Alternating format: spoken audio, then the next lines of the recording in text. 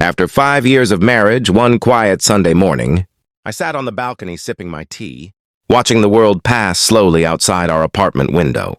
The city was half asleep, and my wife Amna was still in bed, wrapped in the warmth of the blanket we bought together on our honeymoon. Life, as I knew it, had reached a calm, stable place, or so I thought. I went to our drawer looking for an old photograph I wanted to frame.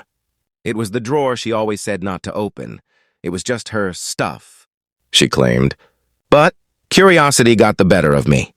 I shuffled through receipts, dried flowers, and a few old notebooks until something strange caught my eye. It was a pale pink envelope, soft at the edges with time. There was no stamp, no address, just her name, Amna, written in careful, slanted handwriting I didn't recognize. I shouldn't have opened it. I know that now, but I did, and with every word I read, I felt my chest tighten. I still remember the way you looked that day at the station, how your hand slipped from mine as you chose him over me. I still dream of your laugh, of our late-night walks, and of how we promised to grow old together. I forgive you, but I'll never stop loving you. Adil. I stood there frozen, the letter trembling in my hands. Who was Adil? She had told me she had no serious past before me. She said I was the only one. But these words, so raw, so full of history, told a different story, of a love that once ran deep, and of a goodbye that still hadn't healed.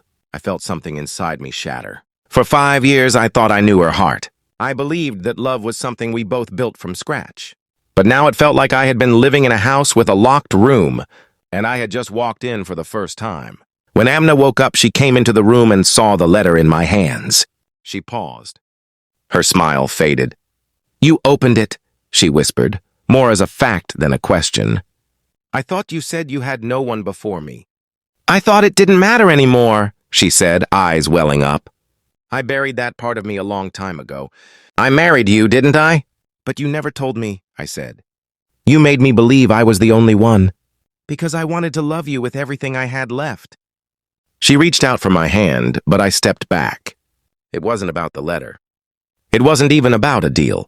It was about trust, the kind that gets quietly broken. Like glass you don't notice is cracked until water seeps through. The rest of the day passed in silence. I couldn't speak and she didn't push. That night I lay awake beside her, staring at the ceiling, wondering who she really was, who I really was to her.